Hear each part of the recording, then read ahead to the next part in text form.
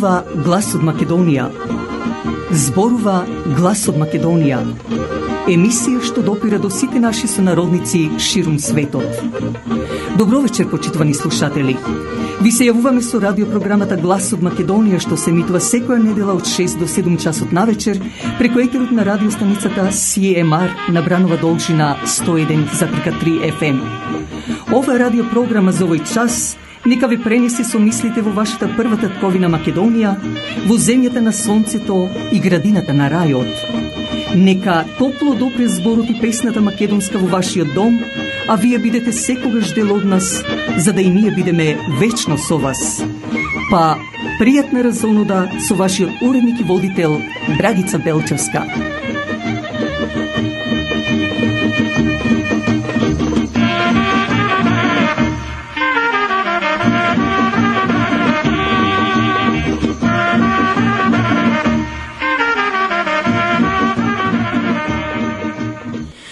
И во последниот ден на месец април во ова 2023 година од нашата ера, а инаку 7531 господово лето, повторно доаѓаме во вашите домови со ради емисијата Глас од Македонија, драги слушатели, во која покрај редовните блиц вести ќе дадеме прилог за празникот Свети Ѓорѓи Победоносец или Ѓорѓов ден, исто така и прилог за македонскиот револуционер Јане Сандански, за да пак последните минути од вечерашнава наша програма бидат застапени со мој коментар на неделата.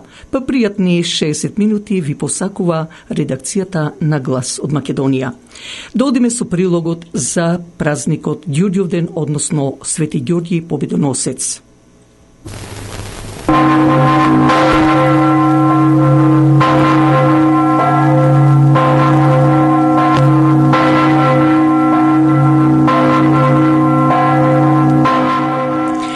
Големиот црковен и народен празник посветен на светиот великомаченик Ѓорѓи Победоносец, меѓународот познат како Ѓорѓов ден, спаѓа меѓу неподвижните празници или меѓу празниците со постојан датум. Секоја година се паѓа на 6 мај според новиот календар или според григоријанскиот, или на 23 април според стариот, односно јулијанскиот календар. Ѓорѓов ден е најголемиот пролетен празник што го празнува не само христијанското, туку и другото население, што од друга страна зборува за фактот дека во неговата основа лежи некој голем предхристијански празник во чест на пролетта, на разбудувањето на вегетацијата и на животот воопшто. Како голем празник, Ѓорѓов ден се поврзува со Великден, па и во народната песна се пее за нивната поврзаност, за раззеленувањето на вегетацијата и за враќањето на животот по пасивниот зимски период. Ѓорѓе, млад Ѓорѓе, дај кој ти рече да дојдеш. Мене ми рече Великден, Ѓорѓе, млад Ѓорѓе. Брго помене да дојдеш, по тебе шума и трева, по трева идат кеаи, по кеаи идат овчари. Според едни извори, Свети Ѓорѓи Победоносец е роден во Кападокија. Тоа е во денешна Турција. Неговите родители биле богати, но честни и побожни. Рано останал без татко, пошто мајка му заедно со него се преселила во Палестина, откаде што потекнувала и каде што поседувала голем имот. Таму го минал детството, посетувајќи ги местата каде што Исус го проповедал своето учење. Тука се стекнал и со образование. Бил висок, убав и храбар, поради што добил и висока служба во војската. Уште на 20 годишна возраст добил висок чин, воен трибун, а подоцна императорот Диоклицијан го поставил за член на државниот совет, што исто така значело големо признание. Но тогаш императорот не знал каква религија исповедува младиот војен старешина.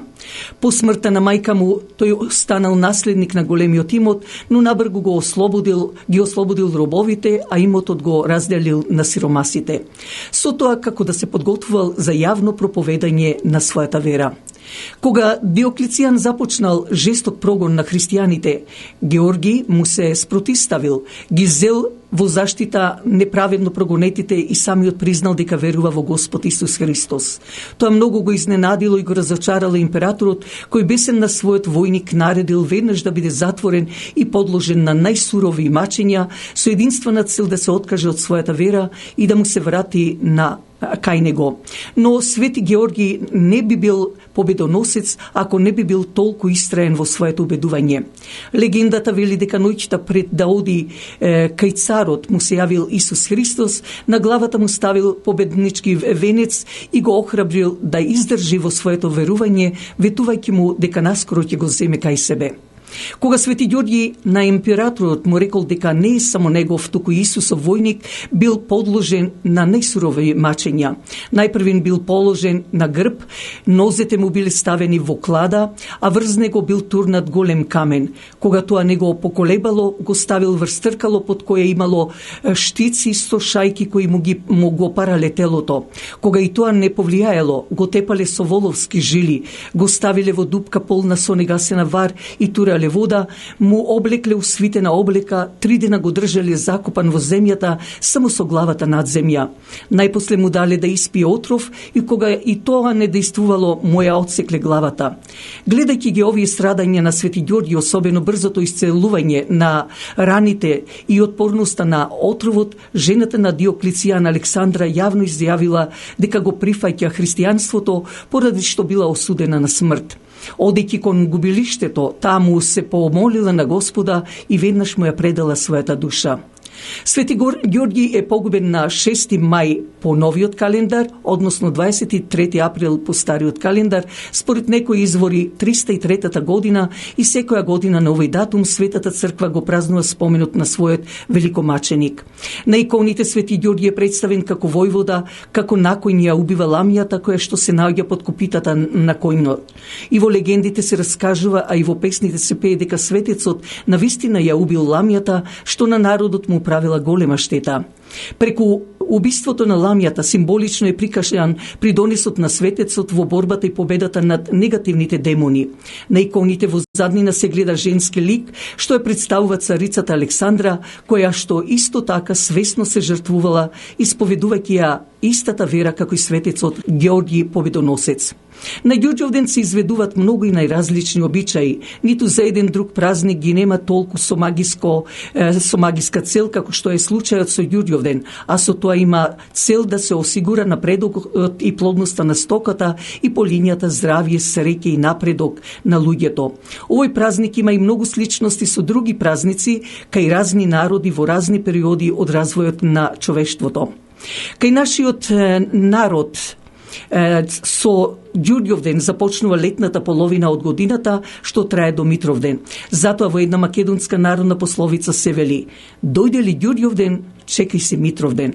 Но овој ден се избират селски одборници, протуѓери, полјаци, потоа се главуваат момоци, овчари, козари, говедари и така натаму. Заедно со тоа луѓето се подготвуваат за периодот што следува и што е исполнет со многу предсеполски работи. Човекот му се радува на оживувањето на природата, никнувањето на есенските посеви, на разлистувањето на овошките и на раззеленувањето на гората и на обновувањето на вегетацијата воопшто, бидејќи тоа значи негова екзистенција. Меѓу повеќето обичаи и песни поврзани со овој ден, посебно значајно место заземат оние така наречени билјарски обичаи и песни што се изведуваат при берење на билките вечерта спроти празникот и на самиот ден рано наутро. Берењето на штотоку изникнатите и разлистени растенија е поврзано со обичајот за потнување, како и со обичајот крмење на стоката, а тие потоа со верување на магичната моќ на билките. Инаку таму на билје се оди во блиските шуми каде што можат да се најдат разлистени некои билки за кои се верува дека поседуваат магиска моќ, како што се кукурекот, здравецот, вратиката, среќата, но и некои други растенија како леската, дренот и слично. Таму во групи девојки, млади невести или постари жени ги изведуваат билјарските обичаи и ги пеат билјарските песни, како што се пее во една од збирката песни на Васил Икономов. Кинисаме ли ми 200 девојки, 300 невести, да ми одат на биле брање. 200 девојки биле копае, 300 невести, цвеќе берее, венци вие на мошки деца.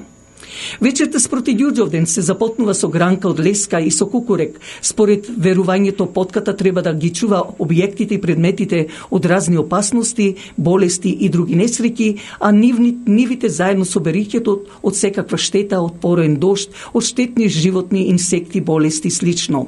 Со леска се запотнуваат нивите, леите, куќите, плевните и други поголеми објекти. Леската според народното верување е сигурен заштитник, особено од град или гром. Во леска гром не удира, бидејќи Господ ја благословил, а удира само во дрво под кое седи ѓаволот. И кукурекот во народното верување има значајно место. Со кукурек се запотнува повратите од куќите и плевните, потоа се става на креветите, ковчезите, амбарите, стомните, на бутинот, на каците, на бочвите, на плугот, јаремот, на колата и така натаму. Вечерта спроти празникот, кога билјарките одат на билје, барат еден машки кукурек самак на едно место да има само еден корен.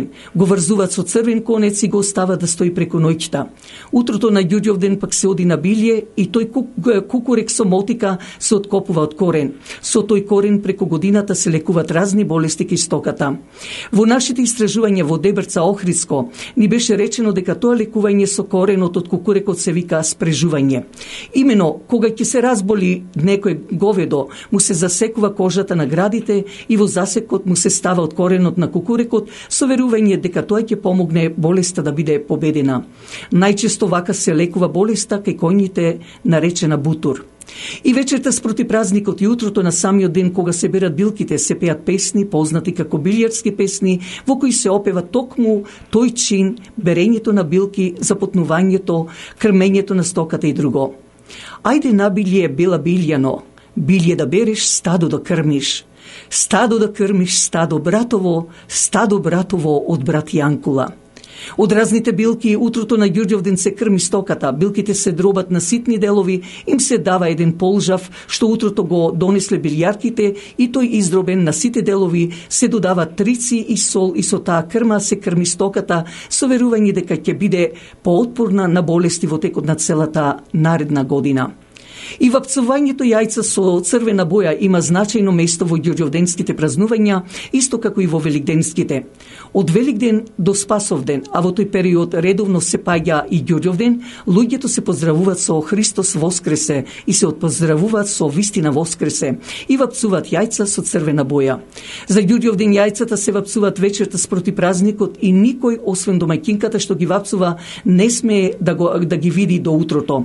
Утрото пак кога децата ќе се разбудат со црвено јајце, им се минува по лицето со зборовите црвено, бело, дебело, за да бидат дебели црвени во образите, како јајцето. Црвенилото символизира здравје. Посебно значаен обичај што е поврзан со Ѓурѓовден е лулањето или нишањето на нишалка, на зелени, односно сурови дрва, слива, врба, муренка, или, како што ја вика, црница, јаболкница и друго, се обесуваат ортоми и на нив преку целиот ден се нишат децата, но и повозрасните девојки, момчиња, дури и помладите невести.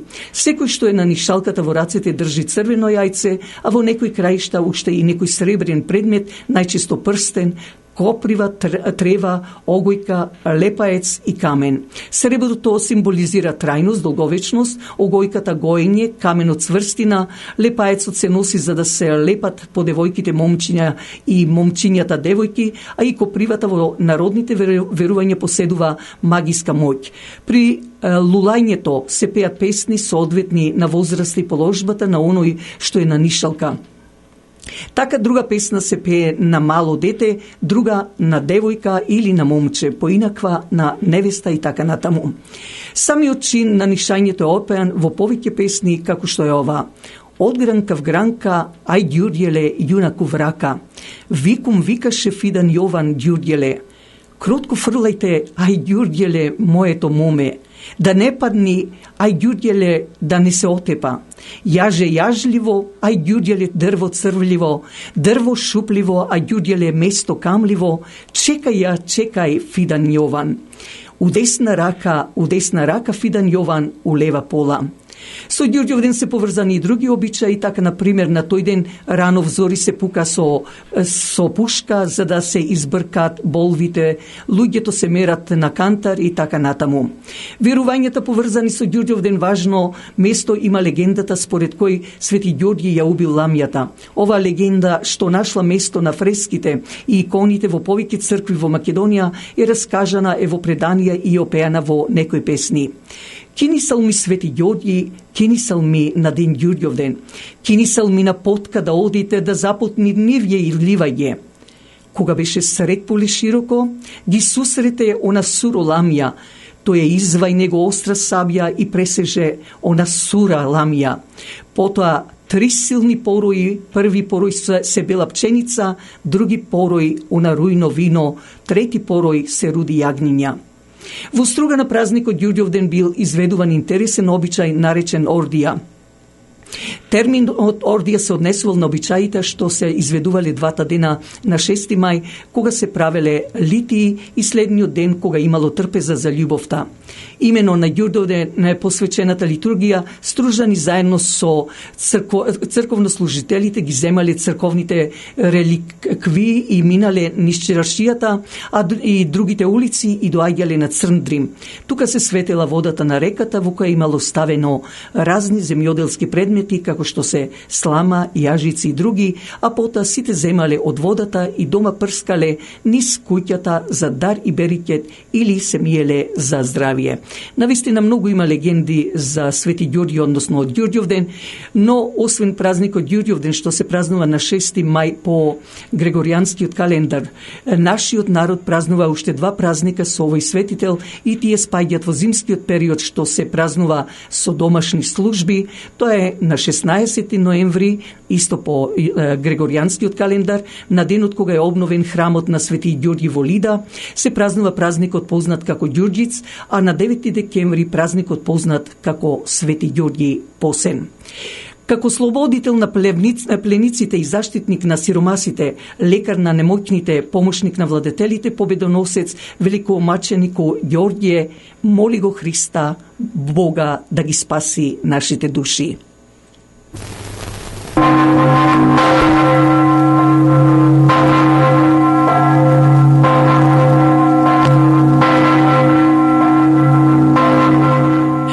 Како што реков, тоа е сабота на 6 мај по григоријанскиот календар, празникот Ѓурѓов ден. Користам можност да ги честитам имињата на сите оние кои го носат името на Свети Ѓорѓи, а меѓу нив морам да ги спомнам и моите драги пријатели Ѓорѓ Стрезов од село Неволени, кој исто така е неговиот имен ден, а исто така и Ѓорѓи Кизовски од село Габреш, да им посакам многу уште години така да си ги дочекуваат имендените заедно со своите најблиски. Истовремено и благодарност за нивната донација. Токму за овие двајца, мои драги пријатели, како и за сите вас, еве една специјална песна.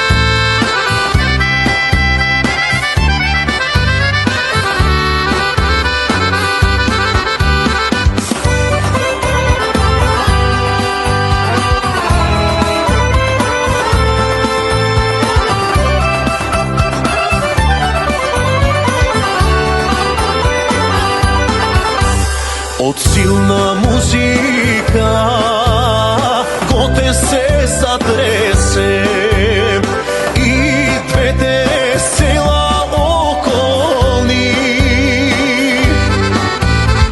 Пејте сега, народе, пуштете го срцето, вечно дено да го памтиме.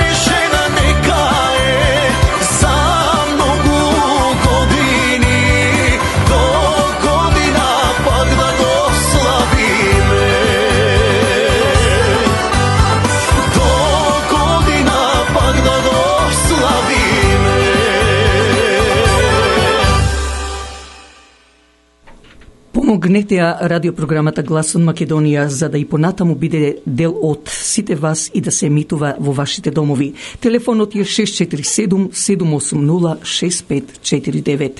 За вашите семени слави, крштевки, родендени или било какви манифестации на располагање ви стојат трите модерно опремени сали на црквата Свети Климент Охридски во Торонто.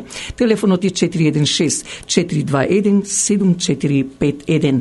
Повелете и за за празниците религиозни, како што сега сабота доаѓа и Ѓурѓовден, и во неделните богослужби од 10 часот утрото.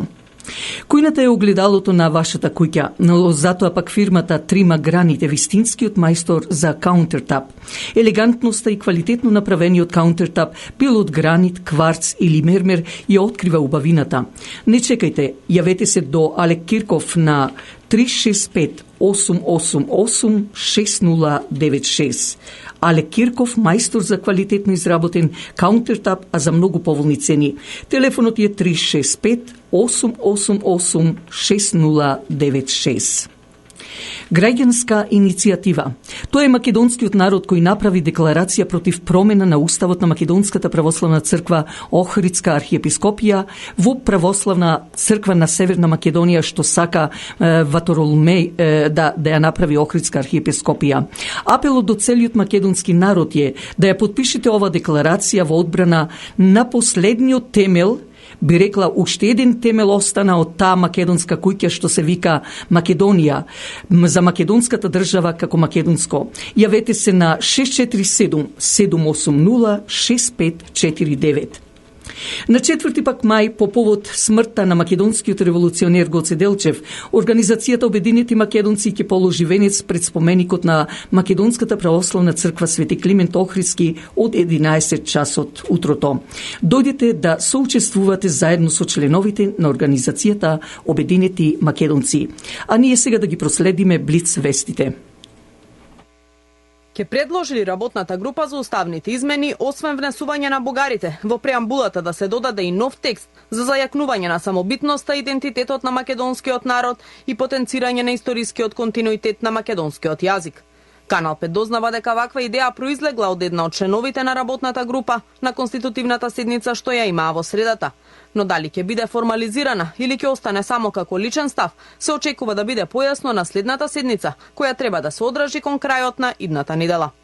Информацијата проструи и во некои од медиумите. Според Бранко Геровски, целта на ваквата идеја е да се неутрализира негативното влијание со внесувањето на бугарите во Уставот и да се направи обид да се обезбеди целосен политички консензус за уставните измени. Идејата има мани, има слабости, но треба да се разбере дека и ако веќе се пристапува кон една ваква сериозна промена и на тие што ќе ја дизајнираат, им треба малку аргументи, им треба малку помош, подршка во некоја друга насока.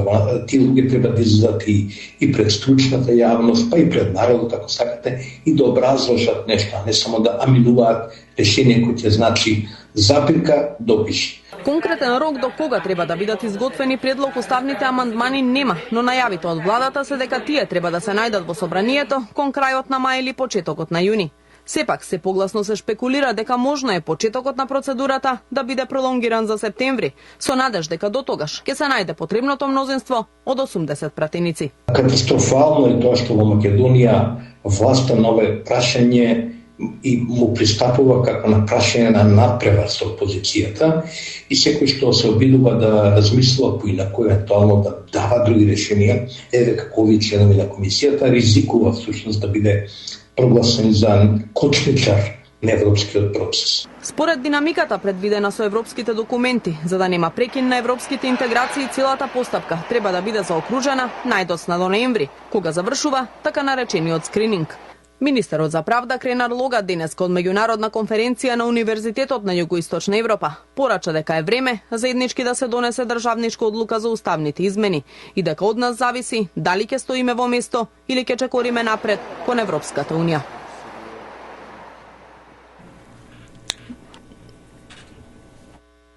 Председателе, почитуван октриран премиер, римјаните имале една изрека, велеле оној кој го мразат боговите му даваат да беседи после ручек. Мене ми се падна изгледа, ме мразат и боговите и ги волите, така да после ручек пред празна сала да си направиме муавет.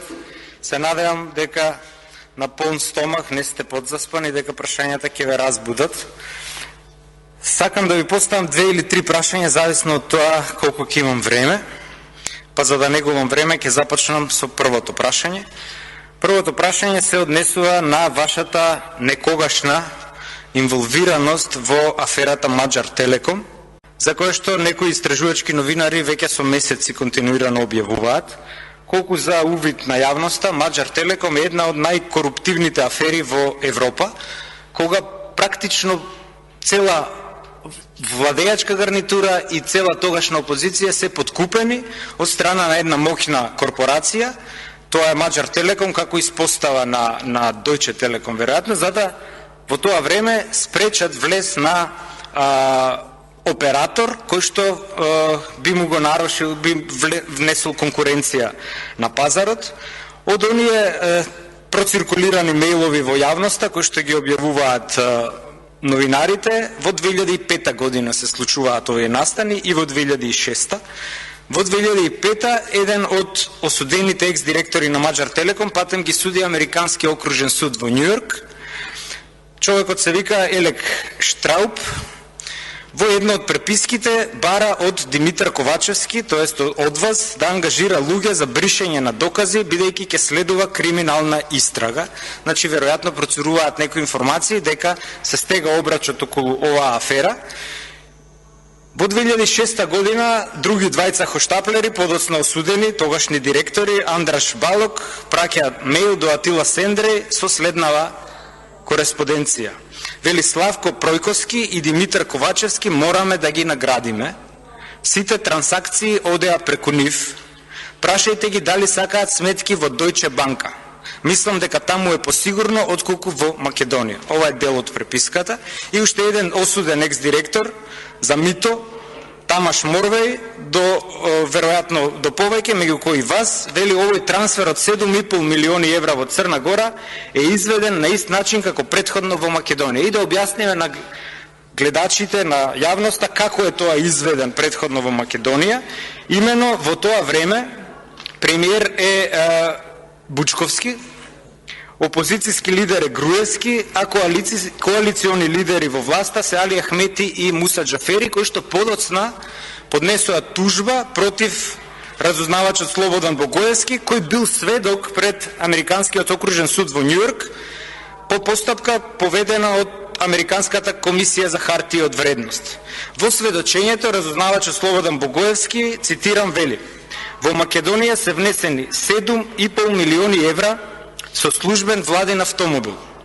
Парите биле во кеш за подкуп на тројца политичари: Бучковски, Ахмети и Џафери. Подоцна овие двајца го тужат, во прва степен ја губи постапката, но на Врховен суд ја добива, интервенира, ако не се лажам, и Американската комисија за хартија од вредност, со цел да не му се прави притисок врз овој сведок, односно да биде еден вид на заштитен сведок. Значи, за јавноста, аферата Маđар Телеком е една од најголемите во Европа, со цел да се спречи влез на друг мобилен оператор, подкупен е практично цел македонски парламент. Срамота за нас како држава е тоа што амерички судови досудија, нашите тек сега досудија, и тоа само на странци, интерно не се осудени ниту овие споменати политичари кои го зеле митото. За митото се зборува дека е од 7,5 милиони па се до 15 милиони евра. И моето прво прашање е: дали ви отворија сметка во Deutsche Bank и колку пари ви легнаа на таа сметка од овие трансакции? Тоа ми е првото прашање. Ете, тоа беа дел од Блиц вестите. Инаку на 22 април се навршија 108 години од убиството на големиот македонски револуционер Јане Сандански, наречен Пирински цар, а исто така и Сандан Паша и Старикот, роден на 18. мај 1872 година и војвода и водач на Македонската револуционерна организација. Роден е во селото Влахи, во Пиринскиот дел на Македонија, во семејството на Иван Сандански. Во текот на руско-турската војна од 1877 година, неговите родители и соселани биле принудени да избегат во Горна Џумаја. Неговиот татко бил знаменоносец на една од македонските чети во Кресненското востание. По задушувањето на востанието, семејството Сандански се засолнило во Дупница, каде Јане го минал детството. Таму тој завршил основно училиште и 2 класа од прогимназија, а подоцна станал кондураџиски чирак и му помагал на својот татко во полските работи. Во 1892 година бил регрутиран во бугарската армија. По завршувањето на воената служба станал молбописец, кај и својот чичко Спас Харизанов, адвокат и поранешен македонски учител. Инаку, во 1895 година дошло до раздвижување на македонската емиграција во Бугарија и под налет на настаните Сандански како четник активно учествувал во Мелничкото востание. Во април 1901 година за прв пат со 8 члена чета Сандански агитирал во името на организацијата на ВМРО. Истата година тој и Христо Чернопеев во околината на Разлог решили да го грабнат доктор Хаус, протестантски мисионер од Солун. Меѓутоа доктор Хаус го одложил патувањето, па затоа се решили да ја киднапираат протестантската мисионерка Мистон, која се наоѓала во Банско. Целата акција се усложила и траела 6 месеци. На 31 јануари 1902 година бил платен откупот, а на 23 февруари грабнатите биле ослободени од Андон Ќосето кај селото Градошорци. Внатрешната организација презела енергични мерки против врховистичката агитација. Од левата страна на реката Струма, околу Пирин, борбата против врховизмот ја предводел Сандански. Во Делвино Тој пред селаните кристално јасно ги представил идејните разлики помеѓу двете организации, помеѓу ВМРО македонското и врховистичкото ВМРО. Истата агитација Сандански ја повторил и во селото Марлево и Хрсово, но и покрај силниот отпор на внатрешната организација на 22 септември по стар стил, односно стар календар, 1902 година започнало така нареченото Горно џумејско востание. Подготовките за востанието во Серскиот револуционерен округ ги започнал Гоце Делчев, а по неговата смрт тие продолжиле под раководство на Сандански. На Крстовден 27 септември Сдружените сили на Јане Сандански и Цончев се нашле пред Свети Врач со намера да го нападнат турскиот гарнизон. Меѓутоа тие биле следени од Аскер и Башибозук од 2000 души и затоа се утврдиле за да започнат битка.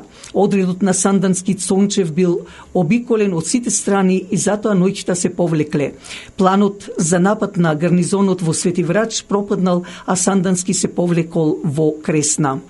По востанието во Софија се одржале првите повостанички советувања на организацијата. На овие советувања дошло до оформување на две гледишта, од кои подоцна ќе произлезат две струи: кризата и потелбите кои се појавиле во Илинденското востание во текот на 1904-1905 година кои се продлабочиле. Во април 1905 година Сдружените врховистички чети под команда на капетанот го започнале походот во Мелничко. Врховистите биле начекани во заседа од Сандански. Во престрелката загинале 7 врховисти, а 6 биле ранети. За време на Рилскиот конгрес истакнал дека во минатото сите грешеле, дека е потребно сплотување и помирување. Во летото 1906 година започнале подготовките за вториот редовен конгрес, меѓутоа тој пропаднал. На 28 ноември 1907 година по наредба на Сандански Тодор Паница ги убил Борис Сарафов и Иван Гарванов. По ликвидација бугарските судови го судиле на смрт Сандански Паница, откако ги прогласиле за разбойници. Но во последните пак денови од октомври 1912 година, уште пред доаѓањето на силите на 7-та бугарска дивизија, четата на Сандански во содејство со востанатите селани, организирани и вооружени како селска милиција под раководство на Сандански, по кратка борба со османлискиот аскер на 27 октомври 1912 година го ослободиле Мелник. 300 четници од одредот на Јане Сандански во содејство со бугарската коњичка група на Мајро Цончев на 8 ноември 1912 година влегле во Солун пред влегувањето на главнината на бугарската војска. По балканските војни Сандански веќе се вклучил и во политичкиот живот што тогаш го имала царска Русија. Во јули 1914 година по иницијатива на Демократската партија Народното собрание го изгласал така наречениот Закон за простување на македонските револуционери. Во есента 1914 година во полниот разгор на австриско-српскиот судир Сандански и неговите соборци решили да се организираат преку собирање на своји приврзаници и евентуални сојузници за борба против политиката на царот Фердинанд, меѓутоа заговорот пропаднал. По неуспешната акција Сандански западнал во разочараност и се вратил во рожденскиот манастир кај Мелник. На 22 април 1915 година кај местноста Блатата била поставена заседа во која Сандански бил убиен, а неговото тело било пронајдено од еден караван, пошто било принесено во рожденскиот манастир. Неговите останки се наоѓаат во црквата Свети Кирил и Методи. Веднаш по ослободувањето и создавањето на современата македонска држава, македонскиот народ му оддал видно признание на својот голем син. Јаневата личност и дело редовно се одбележува на свечените академии и други собири во печатот на радио и телевизијата. Голем број на училишта, улици, културно-уметнички друштва го носат името на Јане Сандански. За Бугарија овој пирински цар македонски револуционер беше и се уште е нивни непријател. И не случајно секоја година, каде се чествува на 22 април, тој ден за нарожденскиот манастир, за Бугарија е како црн петок и се служат со разни интриги и провокации. Но македонците не само од Пиринскиот, туку и од Мала Преспа, како што ова година беше Васил Стериовски со група од македонци од Мала Преспа, потоа од Егејскиот дел, а и од Вардарскиот, што за жал антимакедонската влада беше глува и нема, но затоа пак Стојко Стојков од Омо Илинден Пирин, како и Васил Стериовски од Македонската алијанса од Мала Преспа за Албанија, упатија апел. Кој вели дека нема македонци? Македонци не се само тие што се во Република Македонија. Македонци сме ние од Мала Преспа, од Пиринскиот дел и Егејскиот дел на Македонија, како и иселеништвото на македонци, зашто ние не сме иселеништво како што се другите во преку океанот или во диаспората. Ние македонците од Мала Преспа, од Пиринскиот дел и од Егејскиот сме дел од таа македонска земја. Бидејќи над 100 години работење врз уништување на македонскиот народ и на македонската држава, затоа ние македонците, без разлика каде сме, мораме да се поддржуваме и што повеќе да го афирмираме македонското име преку фолклор, традиции, јазик, историја и така натаму. Тоа беше апелот од двајцата наши сонародници Васил Стериовски и Стојко Стојков. Па нека е честит овој значаен ден.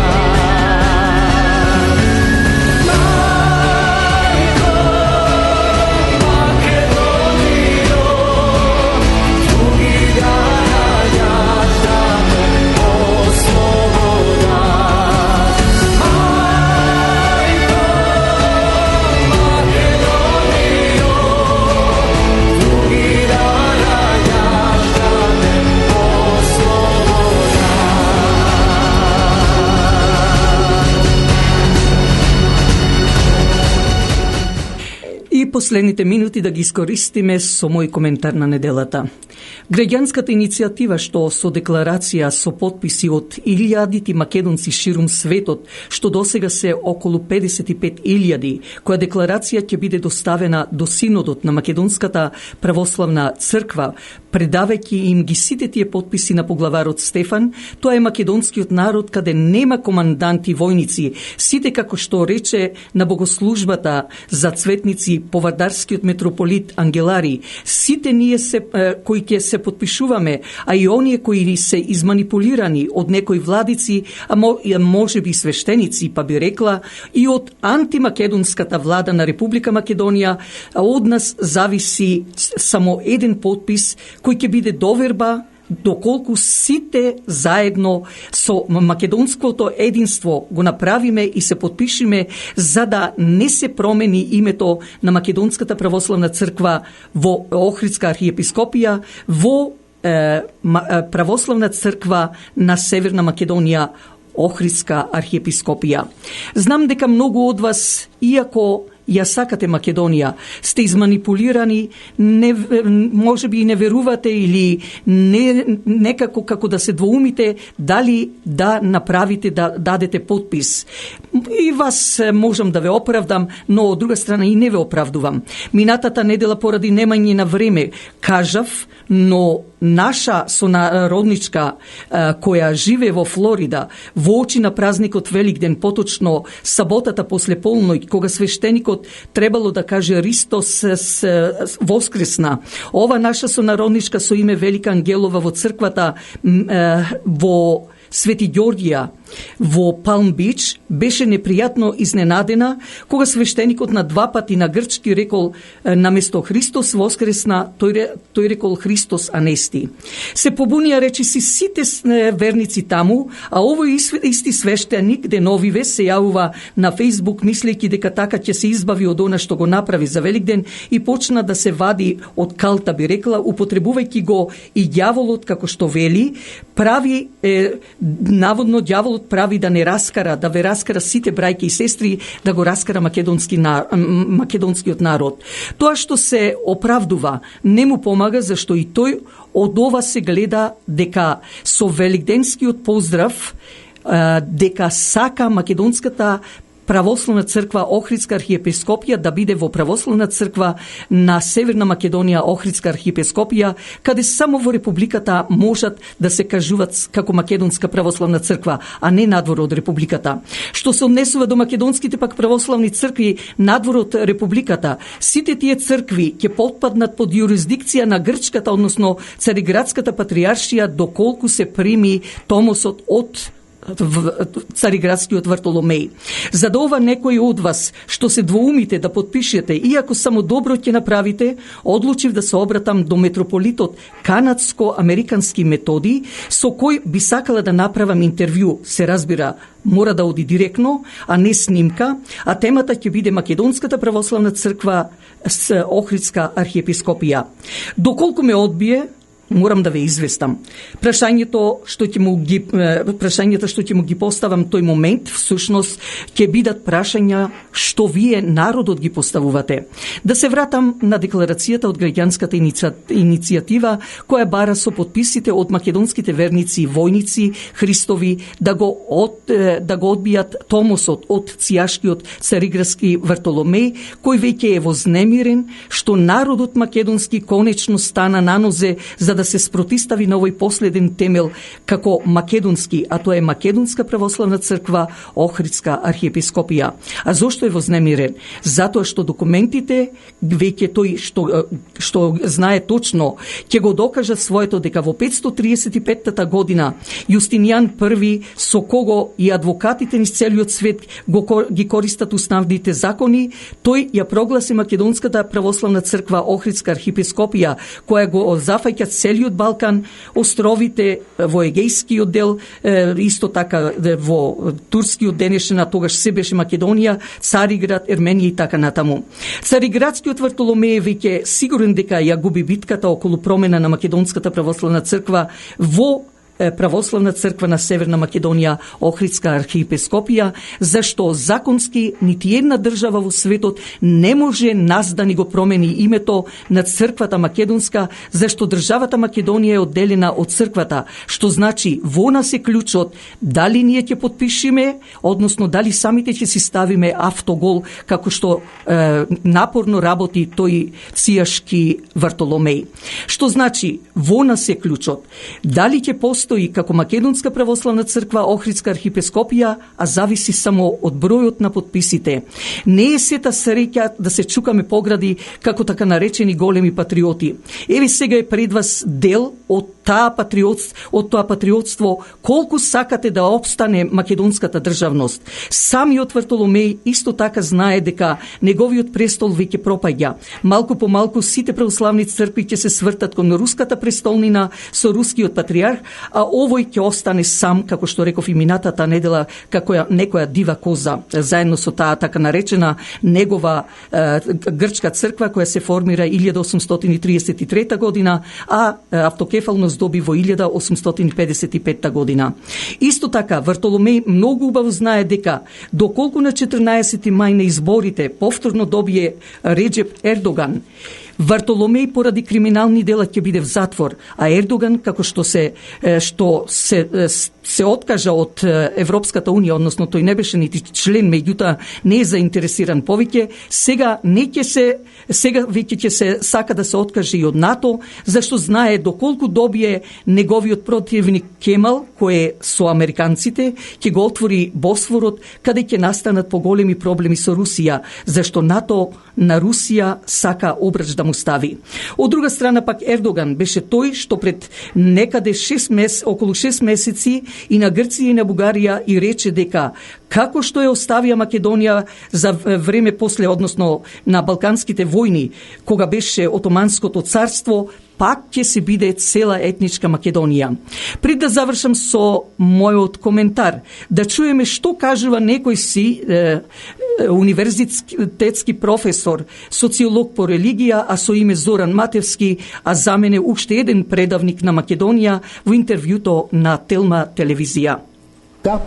Но не смееме да заборавиме дефинитивно дека тој томос има само символична вредност. Ние на тој начин ќе го зацврстиме сето она што го имаме со Белград и со Српската православна црква, тоа е евхаристиско единство и така натаму, но тука приказната не застанува и не сме да застане, како што некој сака. Тоа, за жал и дел некои владици од Синодот сака таа приказна да застане на Српската и на Руската православна црква, што би било огромна грешка.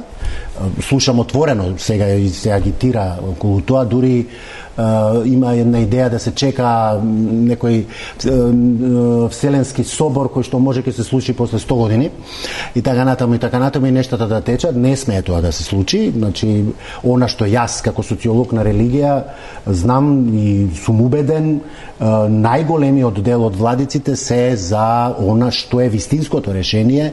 Единствена мајка црква е Вселенската патриаршија, е единствен кој што може да даде томос, е Вселенскиот патриарх и ние не треба да се плашиме околу тоа. Името е проблем, секако дека е проблем и треба еднаш за секогаш да се знае дека доколку бидеме признаени како Охридска архиепископија, тоа треба да биде за нас одлично речение. Не смееме да инсистираме на другото, Македонска православна црква, Охридска архиепископија, нели, затоа што свесни сме дека Вселенскиот патриарх под влијание на Грчката православна црква никогаш нема да го направи тоа. Значи, најдобро е, според мене, да си добиеме томос како Охридска архиепископија, така било порано. Дури некои владици сметаат дека врзувањето на црквата со државата е и шизма на некој начин.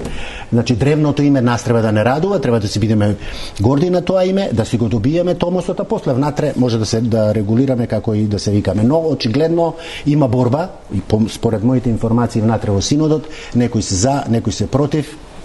Се надевам дека тој проблем ќе се реши, затоа што времето е драгоцено и не можеме повеќе да чекаме, но мислам дека овие помладите владици се доволно разумни да... Ете, мој македонски народ, од вакви нерани мајковци кои ја користа државата, страда целиот македонски народ, но доаѓа и за ни времето кога ќе бидат казнети пред према нивните заслуги, вклучувајќи ги и прогрчките и односно бугарско-грчкиот и струмичкиот наум и исто така бугарско-грчкиот шпион, Партени наречен на крвојадецот, Каравангелис кој на многу македонски војводи и комити од Егејскиот дел на Македонија, а тој владика ѓавол му ги отсече главите.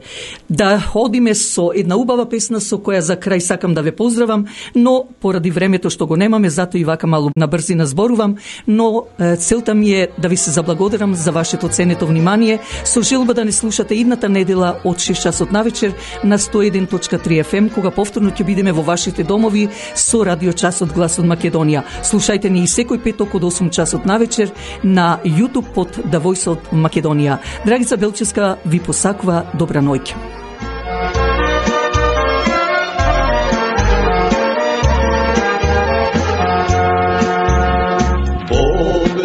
Ги бие и убие предавниците и душманите. Бог да ги бие и убие кодошите и јаничарите.